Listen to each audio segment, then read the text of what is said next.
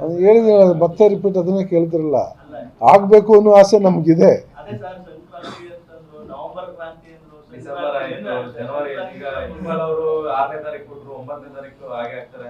ಈಗ ಆಗ್ತಾರೆ ಅನ್ನೋ ಆಶಾಭಾವನೆ ಅವ್ರು ವ್ಯಕ್ತಪಡಿಸಿದ್ರು. ಅಂತಿಮವಾಗಿ ಹೈಕಮಾಂಡ್ ಯಾವತ್ತು ಹೇಳ್ತಾರೆ ಆವತ್ತು ಏನಾದ್ರು ತೀರ್ಮಾನ ಆಗ್ತದೆ. ಸೊ ನಾವೆಲ್ಲ ಹೇಳಿಕೆ ಕೊಡೋದು ಅದರಿಂದ ಏನು ನಿರ್ಧಾರ ಆಗಲ್ಲ. ಅಂತಿಮವಾಗಿ ಹೈಕಮಾಂಡ್ ತೀರ್ಮಾನ ಮಾಡಿದ್ರೆ ಏನಾದ್ರು ಆಗ್ತದೆ. ನಾನು ಭವಿಷ್ಯ ಹೇಳೋಕ್ಕಾಗಲ್ಲ. ಆಗ್ತಾರೇನೋ ಆತ್ಮವಿಶ್ವಾಸ ಇದೆ, ಆಗಬೇಕು ಅನ್ನೋ ಆಸೆನೂ ನಮ್ದು ಇದೆ.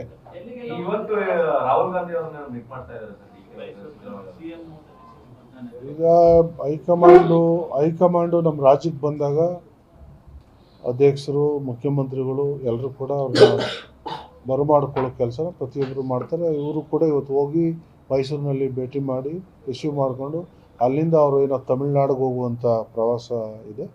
ಸೊ ಅಲ್ಲಿಗೆ ಕಳಿಸ್ಕೊಡ್ತಾರೆ. ಈಗ ಏರ್ಪೋರ್ಟಲ್ಲಿ ಬರ್ತಾರೆ, ಅಲ್ಲೇನು ಚರ್ಚೆ ಮಾಡ್ತಾರೆ, ಚರ್ಚೆ ಏನಾದ್ರು ಇದ್ದಾಗ ಡೆಲ್ಲಿಲಿ ಆಗ್ತದೆ. ಅವ್ರು ಸಭೆ ಕರೆದ್ರೆ ಚರ್ಚೆ ಡೆಲ್ಲಿಲಿ ಆಗ್ತದೆ. ಇಲ್ಲೇನು ಆ ಥರದ ಚರ್ಚೆ ಏನು ಆಗಲ್ಲ. ನಾನು ಹೇಳಿದೆ ಕಳೆದ ಬಾರಿ ನಾವೆಲ್ಲ ಹೋಗಿದ್ದು ಹೊಸ ಶಾಸಕರುಗಳು, ಹೊಸದಾಗಿ ಆಯ್ಕೆಯಾದಂಥವ್ರು. ಸ್ವಲ್ಪ ಯಂಗ್ಸ್ಟರ್ಸು ಇದ್ದಾರೆ, ಭಾಳಷ್ಟು ಜನ ಆಕ್ಟಿವ್ ಆಗಿ ಕೆಲಸ ಮಾಡ್ತಾರೆ. ಅವ್ರಿಗೂ ಅವಕಾಶ ಕೊಡಿ. ನೀವೇನೋ ಮಂತ್ರಿಮಂಡಲ ರಚನೆ ಮಾಡ್ತೀವಿ ಅನ್ನೋದಾದರೆ ಹೊಸಬರಿಗೂ ಒಂದಷ್ಟು ಜನಕ್ಕೆ ಅವಕಾಶ ಕೊಡಿ ಅನ್ನೋದು ಕೇಳಲಿಕ್ಕೆ ಹೋಗಿದ್ದೆ ನಾವು. ಇದೆ, 100ಕ್ಕೆ 100 ಇದೆ.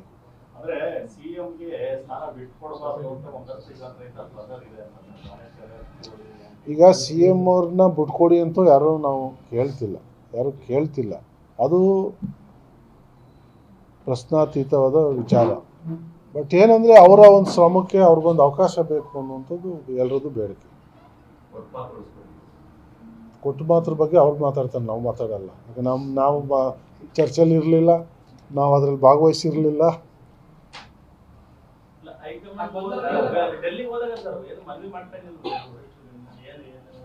ನಾವು ನಮ್ಮ ವಿಚಾರ ಅಷ್ಟೇ ಕೇಳ್ತೀವಿ, ಬೇರೆ ವಿಚಾರ ಯಾಕೆ ಮಾತಾಡೋಣ? CM ವಿಚಾರ ನಾವೇನು ಕೇಳಲ್ಲ.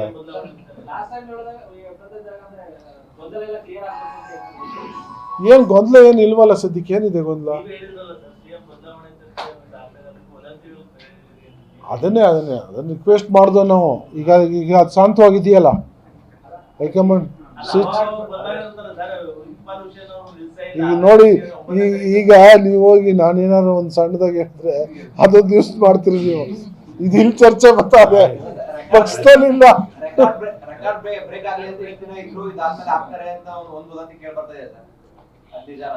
ವದಂತಿಗೆ ನಾವೇನು ಕಿವಿ ಕೊಡೋದು ಬೇಡ. ಅಧಿಕೃತವಾಗಿ ಬರಲಿ, ಅಧಿಕೃತವಾಗಿ ಬಂದಾಗ ಮಾತಾಡೋಣ, ಚರ್ಚೆ ಮಾಡೋಣ.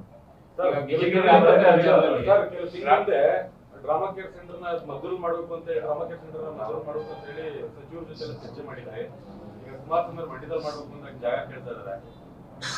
ಜಾಗ ನಾನೇ ಕೊಡ್ತೀನಿ. 5 ಎಕರೆ ಜಾಗ ಬೇಕು ಮಿನಿಮಮ್ ಡ್ರಾಮಾ ಕೇರ್ ಸೆಂಟ್ರಿಗೆ. ಈಗಾಗಲೇ ನಾವು ತಾಲೂಕು ಕಚೇರಿ ಎದುರುಗಡೆ 5 ಎಕರೆ ಜಾಗನೂ ಗುರುತಿ ಸ್ಕೆಚ್ ಮಾಡಿಸಿ ಎಲ್ಲವೂ ಕೂಡ ನನ್ನ ಪತ್ರನೂ ಮುಖ್ಯಮಂತ್ರಿಗೆ ಬರೆದು ಕೊಟ್ಟಿದ್ದೀನಿ. ಆ ಚರ್ಚೆ ಆದ ನಂತರ ಸಚಿವರು ಚರ್ಚೆ ಮಾಡಿದ ನಂತರ ಈಗ ಪುನಃ ಚರ್ಚೆ ಆಗಿದೆ. ಈಗ ಮಂಡ್ಯದಲ್ಲಿ ಬೇಕು ಅಂತ.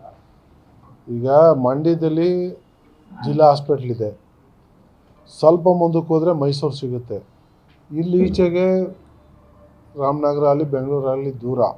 ಮದ್ದೂರಲ್ಲಾದರೆ ಒಂದು ಸೆಂಟ್ರ್ ಪಾಯಿಂಟು, ಈ ಕಡೆ ಮಳವಳ್ಳಿ, ಈ ಕಡೆ ಕುಣಿಗಲ್ ಭಾಗ, ಕೆಸ್ತೂರು ಭಾಗ, ಭಾಳಷ್ಟು ಒಂದು ಸೆಂಟ್ರ್ ಪಾಯಿಂಟ್ ಆಗ್ತದೆ. ಮತ್ತು ಹೈವೇ ಇಲ್ಲಿ ಹೋಗಿರೋದ್ರಿಂದ ಇದು ಭಾಳಷ್ಟು ಉಪಯೋಗಕ್ಕೆ ಬರ್ತದೆ ಮದ್ದೂರಲ್ಲಿ ಆಗೋದ್ರಿಂದ. ಸೊ ಹಾಗಾಗಿ ನಮ್ಮ ಮನವಿ ಮದ್ದೂರಲ್ಲೇ ಆಗಬೇಕು ಅನ್ನುವಂಥದ್ದು. ಈಗಾಗಲೇ ನಾನು ನಮ್ಮ ತಹಸೀಲ್ದಾರ್ ಎಲ್ಲ ಸರ್ವೆ ಮಾಡಿ 5 ಎಕರೆ ಸಪ್ರೇಟ್ ಅದಕ್ಕೆ ಅಂತಲೇ ಜಾಗನ ಗುರುತಿಸಿ ಸ್ಕೆಚ್ ಮಾಡಿ ನಾನೊಂದು ಪತ್ರ ಮಾಡಿ ಮುಖ್ಯಮಂತ್ರಿಗಳಿಗೂ ನಾನು ಕೊಟ್ಟಿದ್ದೀನಿ.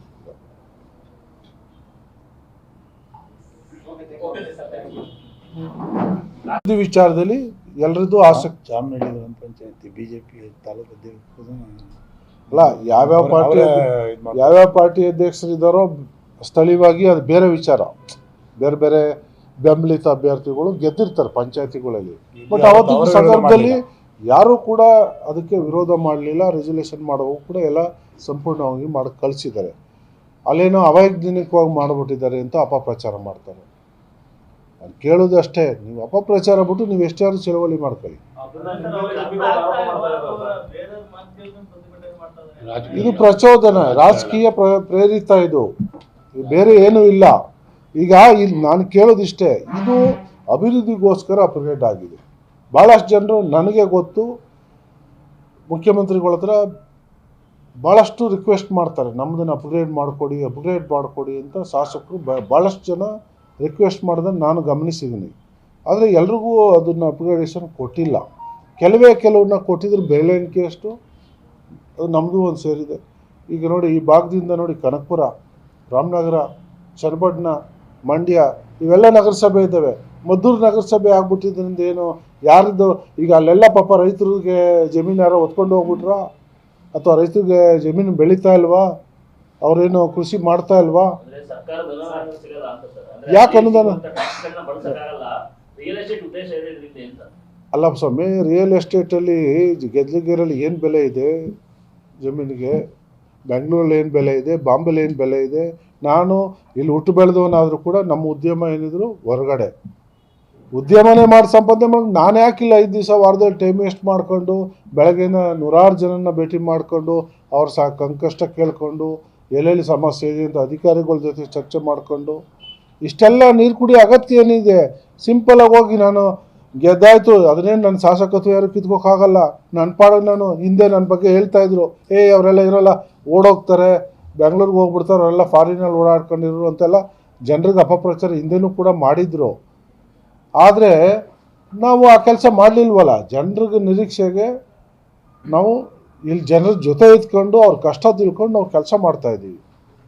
ಬಟ್ ಏನಂದರೆ ಈಗ ಒಂದೇ ಉದ್ದೇಶ, ಇಷ್ಟೊಂದು ಅನುದಾನ ಬಂದ್ಬಿಡ್ತು, ಇವನು ಇಷ್ಟೊಂದು ಕೆಲಸ ಮಾಡಿಬಿಡ್ತಾವನೆ, ಹೊಸ್ದಾಗಿ ಬಂದವನು, ಇವನಿಗೇನೂ ಗೊತ್ತಿಲ್ಲ ಅಂತ ನಾವು ಇವನ ಬಗ್ಗೆ ನಾವು ಅಪಪ್ರಚಾರ ಮಾಡಿದ್ದೋ, ಇಷ್ಟೆಲ್ಲ ಮಾಡ್ತಾನೆ, ಇವನ ಮೇಲೆ ಏನಾದ್ರು ಕಬ್ಬು ಚುಕ್ಕೆತ್ತು ಕೂರಿಸ್ಬೇಕು, ಇವನ ಮೇಲೆ ಗೂಬೆ ಕೂರಿಸ್ಬೇಕು ಅನ್ನೋದು ರಾಜಕೀಯದ ಹುನ್ನಾರ. ಯಾವ್ದು ಬೇಡಿಕೆ? ಹಾಂ ಹಾಂ ಹೌದು. ಹೀಗಿದ್ದಾಗ ಹೋರಾಟ ಮಾಡುವಂತ ಅವಶ್ಯಕತೆ ಇರಲ್ಲ, ಅಥವಾ ಬೇಡಿಕೆ ಏನಾದರೂ ಬೇರೆ ತರ ಏನಾದರೂ ಇದೆಯಾ ಏನು? ಅದನ್ನು ನೀವು ಅವ್ರನ್ನೇ ಕೇಳಬೇಕು. ಯಾಕೆಂದರೆ ನನ್ನ ಹತ್ರ ಚರ್ಚೆಗೆ ಬಂದಿದ್ರೆ ನಾನು ನಿಜವಾಗ್ಲೂ ಎಲ್ಲಾನು ಕೇಳ್ತಿದ್ದೆ, ವೈಯಕ್ತಿಕವಾಗಿ ನಾನು ಕೇಳ್ತಿದ್ದೆ. ಬಟ್ ನಮ್ಮ ಹತ್ರ ಅವ್ರ ಚರ್ಚೆಗೆ ಬಂದಿಲ್ಲ, ಇವತ್ತುವರೆಗೂ ನನ್ನ ಜೊತೆ ಮಾತುಕತೆ ಮಾಡಲಿಲ್ಲ. ನಾನೇನು ಹೋಗುವಂಥ ಅವಶ್ಯಕತೆ ಇಲ್ಲ. ಯಾಕೆಂದರೆ ಪಾಪ ದೊಡ್ಡ ಲೀಡ್ರು ಬಂದಿದ್ದಾರೆ, ನ್ಯಾಷನಲ್ ಲೀಡರ್ಸ್ನ, ಅವರೆಲ್ಲ ಪಾಪ ಅವ್ರನ್ನ ಪ್ರಾಬ್ಲಮ್ನ ಸರಿ ಮಾಡಿಕೊಡ್ತಾರೆ. ಅವರು ಪ್ರಾಬ್ಲಮ್ನ ಸರಿ ಮಾಡಿಕೊಡ್ತೀವಿ ಮಾತಾಡುವ ಅನ್ನುವಂಥ ಮಾತೇಳಿ ನೀವು ಪ್ರತಿಭಟನೆ ಬಿಡಬೇಡ್ರಿ, ನೀವು ಮಾಡಿ, ನಿಮ್ಗೆ ಏನು ಬೇಕು ನಾವು ಸಪೋರ್ಟ್ ಮಾಡ್ತೀವಿ ಅಂತಾರೆ. ಅಂದರೆ ನಮ್ಮ ವಿರುದ್ಧ ಏನಾದ್ರು ಒಂದು ಚಟುವಟಿಕೆ ನಡಿಬೇಕು, ಟಾರ್ಗೆಟು ನಾನು ಅವ್ರಿಗೆ ಸಹಿಸ್ಕೋಕ್ಕಾಗ್ತಾ ಇಲ್ಲ. ಇಲ್ಲಿ ಆಗ್ತದೆ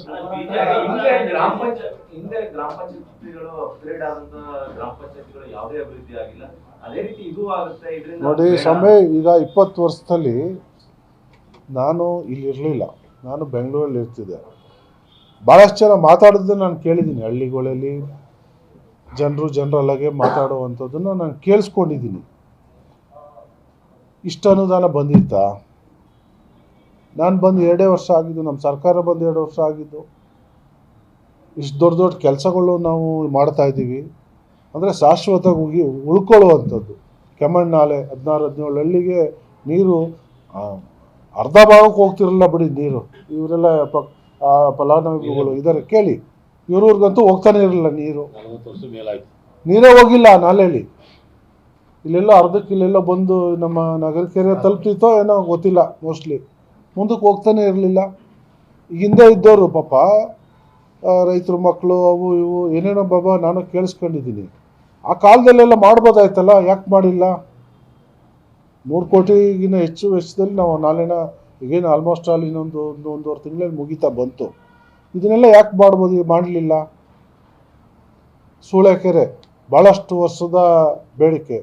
KRS ಬಿಟ್ಟರೆ ಬಹುಶಃ ಹೆಚ್ಚಿನ ನೀರಿನ ಸಂಗ್ರಹಣೆ ಮಾಡುವಂಥದ್ದು ಸೂಳೆಕೆರೆ. 300 ಚಿಲ್ಲರೆ ಎಕರೆ ನಮ್ಮ ಅಧಿಕಾರಿಗಳು ತೆರವುಗೊಳಿಸಿದ್ದಾರೆ. 300 ಚಿಲ್ಲರೆ ಎಕರೆನ ಒತ್ತುವರಿನ ತೆರವುಗೊಳಿಸಿದ್ದಾರೆ. ಈಗ 18ನೇ ತಾರೀಕು ಅದನ್ನು ಕೂಡ ನಾವು ಕಾಮಗಾರಿನ ಚಾಲನೆ ಮಾಡ್ತಾ ಇದ್ದೀವಿ. ಏನು ಈಗ ನೀರು ಹಿಡಿಸ್ತಾ ಇತ್ತು 3 to 4 ಟೈಮ್ಸ್ ನೀರು ಹಿಡಿಸುತ್ತೆ ಈಗ ಅಭಿವೃದ್ಧಿ ಮಾಡಿದ ನಂತರ. ಇಡೀ ವರ್ಷ ಇಡೀ ರೈತರಿಗೆ ನೀರು ಶಾಶ್ವತ ನೀರು ದೊರಕ್ತದೆ. ಮತ್ತು ಅಕ್ಕಪಕ್ಕ ಎಲ್ಲ ಬೋರ್ವೆಲ್ಗಳು ಅಂತರ್ಜಲ ವೃದ್ಧಿಯಾಗಿ ಯಾವತ್ತೂ ನೀರಿಗೆ ಸಮಸ್ಯೆ ವಿಷಯ ಬರಲ್ಲ. ಅದ್ರ ಕೆಳಗಡೆ ಅಚ್ಚುಕಟ್ಟು ಪ್ರದೇಶಕ್ಕೆ ಬಾಕ್ಸ್ ಡ್ರೈನ್ಸು, ಟ್ಯೂಬ್ಗಳು ಇವೆಲ್ಲ ರಿಪೇರಿ ಮಾಡಲಿಕ್ಕೆ 48 ಕೋಟಿ ವೆಚ್ಚದಲ್ಲಿ ಅದನ್ನು ಕೂಡ ಕಾಮಗಾರಿನ ನಾವು ಚಾಲನೆ ಮಾಡ್ತಾ ಇದ್ದೀವಿ.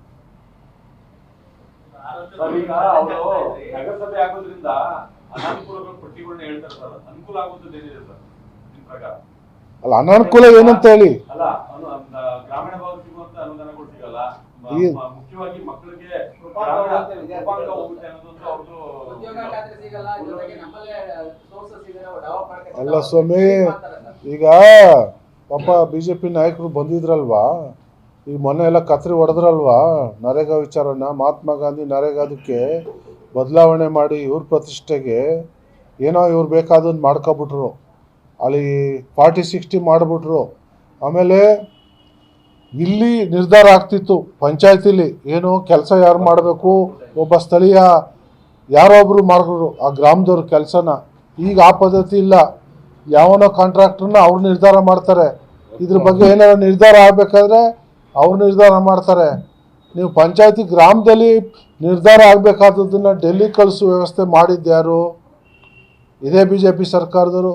ಅದೇ ನಾಯಕರನ್ನ ಅವ್ರು ಆ ಕ್ವಶನ್ನೇ ಕೇಳಲಿಲ್ಲ. ಅವರು ಪಂಚಾಯತಿ ಬಗ್ಗೆ ಅರಿವಿದ್ರೆ, ಅವ್ರಿಗೆ ಕಾಳಜಿ ಇದ್ದರೆ ಇತ್ತೀಚೆಗೆ ಆದಂಥ ಬೆಳವಣಿಗೆ ಬಗ್ಗೆ ಅದ್ರ ಬಗ್ಗೆ ಕ್ವಶನ್ನೇ ಮಾಡಲಿಲ್ಲ ಅವರು.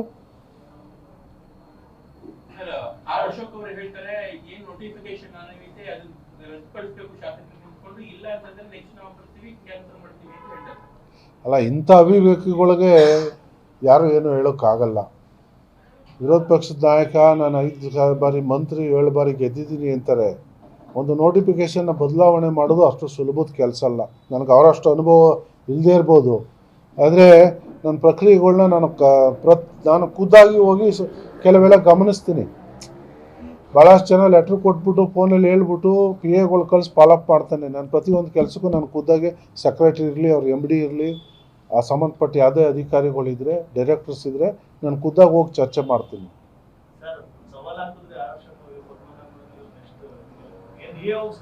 ನಾನು ಸ್ಪರ್ಧೆ ಮಾಡಲ್ಲ, ಚುನಾವಣೆ ಮಾಡ್ತೀವಿ. ಚುನಾವಣೆ ಜವಾಬ್ದಾರಿ ನಾನು ತಗೋತೀನಿ. ಹೌದು. ಈಗ 4 ಗ್ರಾಮ ಪಂಚಾಯತಿಗಳಿಗೆ ಸೇರ್ಪಡೆ ಆಗಿವೆ, 8 ಗ್ರಾಮಗಳಷ್ಟು ಸೇರ್ಪಡೆ ಆಗಿವೆ, ಇನ್ನೊಂದಷ್ಟು ಗ್ರಾಮಗಳು ಸೇರ್ಪಡೆ ಗೆದ್ಲಿಗೆರಲೆ ಇರ್ತದೆ, ಸೊಸೈಟಿನೂ ಗೆದ್ಲಿಗೆರಲೆ ಇರ್ತದೆ. ನಾವೇ ಹೇಳ್ತಾ ಇದೀವಲ್ಲ, ಆ ಥರದ್ದು ಯಾವುದೂ ಬದಲಾವಣೆ ಆಗಲ್ಲ. ಗುತ್ತಲಲ್ಲಿ ಇಲ್ವಾ? ಗುತ್ತಲಲ್ಲಿ ನಡೀತಾ ಇಲ್ಲ. ಗುತ್ತಲ ನಗರಸಭೆ ಇದೆ, ಅದು ಈಗ ಹಳ್ಳಿ ತರ ರೈತರು ಇನ್ನೂ ಹಳ್ಳಿನೇ ಅದು. ಈಗ ಅವ್ರು ಹೇಳೋ ತರ ರೈತರಿಗೆ ಯಾವುದೇ ತರ ತೊಂದರೆ ಆಗಲ್ಲ, ಯಾವುದೇ ಅನಾನುಕೂಲನೂ ಕೂಡ ಆಗಲ್ಲ. ಸೊಸೈಟಿ ಇದೆ.